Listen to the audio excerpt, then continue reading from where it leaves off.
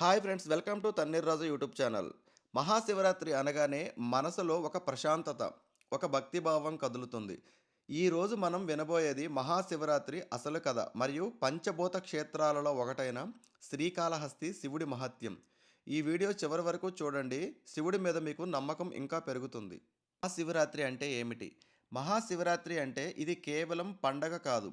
ఇది అజ్ఞానానికి అంతం, జ్ఞానానికి ఆరంభం. పురాణాల ప్రకారం ఈ రోజునే శివుడు లింగ రూపంలో అవతరించాడు. కొంతమంది చెబుతారు ఈ రోజే శివుడు పార్వతీదేవిని వివాహం చేసుకున్నాడని. అందుకే ఈ రాత్రిని మహాశివరాత్రి అంటారు. మహాశివరాత్రి స్టోరీ ఏంటో చూద్దాం. ఒకసారి సముద్ర మథనం జరిగేటప్పుడు భయంకరమైన విషం బయటికి వచ్చింది. దాన్ని తాగితే ప్రపంచమే నాశనం. అప్పుడు లోకాలను కాపాడడానికి శివుడు ఆ విషాన్ని తాగాడు. కానీ అది కడుపులోకి దిగకుండా గొంతులోనే నిలిపాడట. అందుకే శివుడిని నీలకంఠేశ్వరుడు అని కూడా అంటారు. ఈ విష ప్రభావం తగ్గాలని దేవతలంతా శివుడికి జాగరణ చేశారట. అదే మహాశివరాత్రిగా మారింది. శివుడు అంటే రాజు కాదు, భిక్షాటన చేసేవాడు. కానీ అతనే సర్వాధిపతి. అతనికి ఆభరణాలు అవసరం లేదు, ఆడంబరం అవసరం లేదు. ఒక్క నమ్మకం చాలు. అందుకే శివుడు అమాయకుల దేవుడు. ఇప్పుడు మనం చూస్తున్నది ఆంధ్రప్రదేశ్లోని ప్రసిద్ధ శివక్షేత్రం శ్రీకాళహస్తి దేవాలయం. ఇది పంచభూత క్షేత్రాలలో వాయులింగం, అంటే గాలి రూపంలో ఉన్న శివుడు. ఇక్కడ గాలి ఎప్పుడూ కదులుతూనే ఉంటుంది. దీపం కూడా గాలి వల్ల ఊగుతూనే ఉంటుంది. ఎప్పుడైనా సరే మీరు ఈ టెంపుల్కి వెళ్ళినప్పుడు గర్భగుడిలో ఉన్న దీపం కదలడం గమనించారా? ఒకసారి గమనించకపోతే ఈసారి వెళ్ళినప్పుడు ఆ మహాశివలింగానికి దగ్గరలో ఉన్న దీపం అయితే గాలికి అటు ఇటు కదులుతూ ఉంటుందన్నమాట. ఒకసారి గమనించండి. శ్రీకాళహస్తి పేరు వెనుక ఉన్న కథ ఏంటో తెలుసుకుందాం. ఒక సాలెపురుగు, ఒక పాము, ఒక ఏనుగు. ఈ ముగ్గురు శివుడిని అపారమైన భక్తితో పూజించేవారట. సాలెపురుగు అంటే కాళి, పాము అంటే శ్రీ, ఏనుగు అంటే హస్తి. వీళ్ళ పేర్లే కలిపి శ్రీకాళహస్తి అయ్యింది. వీళ్ళ భక్తికి మెచ్చి శివుడు ఇక్కడ వెలిశాడట. శ్రీకాళహస్తి ప్రత్యేకత ఏంటో తెలుసుకుందాం.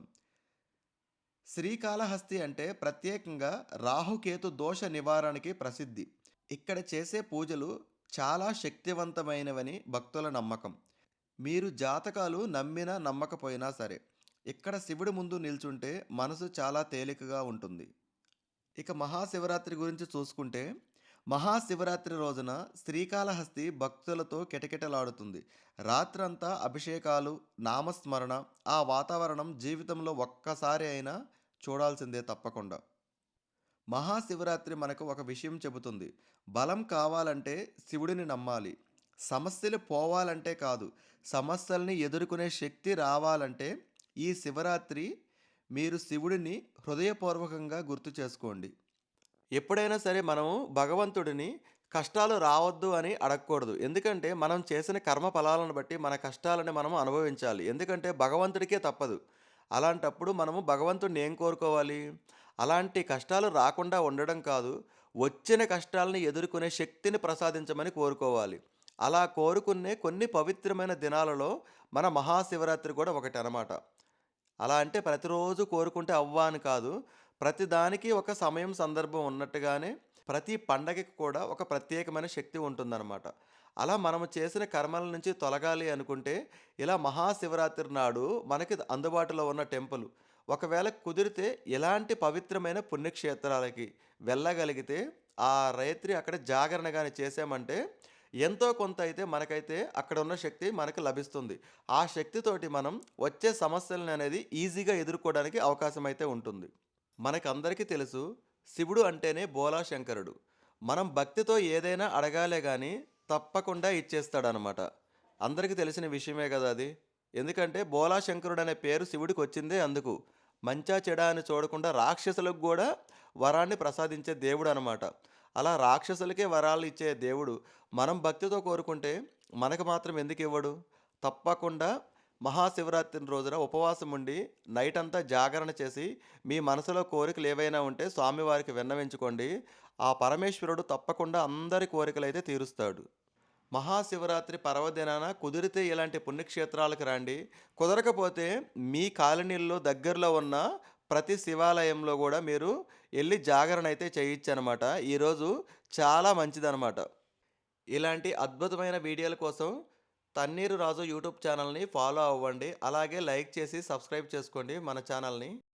శ్రీకాళహస్తిలో జరిగే అత్యంత శక్తివంతమైన రాహుకేతు పూజ గురించి ఇప్పుడు తెలుసుకుందాం. ముందుగా జాతకంలో రాహుకేతు దోషం ఉంటే వివాహం ఆలస్యం అవ్వడం, ఉద్యోగ సమస్యలు, ఆరోగ్య ఇబ్బందులు, సంతాన సమస్యలు, అనవసర భయాలు, మానసిక ఒత్తిడి వంటివి ఎదురవుతాయి.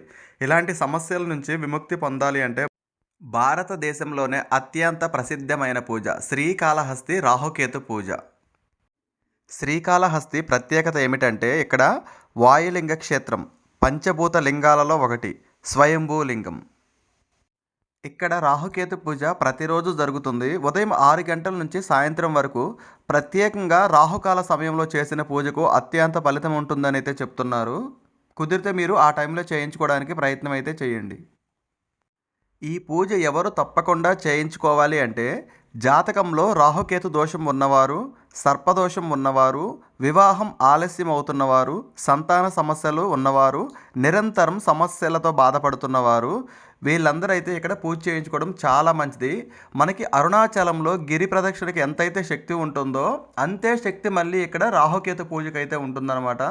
తప్పకుండా ఇక్కడికైతే వచ్చి మీరు ఏ సమస్యతో ఉన్నా సరే రేపు మనకి మహాశివరాత్రి రోజు జరిగే పూజల్లో అయితే పాల్గొనండి. ఆ టైంలో చేయించుకోవడానికి ప్రయత్నం చేయండి. చాలా బాగుంటుందన్నమాట.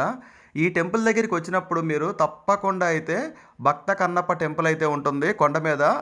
అక్కడికి వెళ్ళడం మాత్రం మర్చిపోకండి. చాలామంది ఏంటంటే అక్కడికి వెళ్ళరు, కానీ తప్పకుండా అక్కడికైతే వెళ్ళాలి.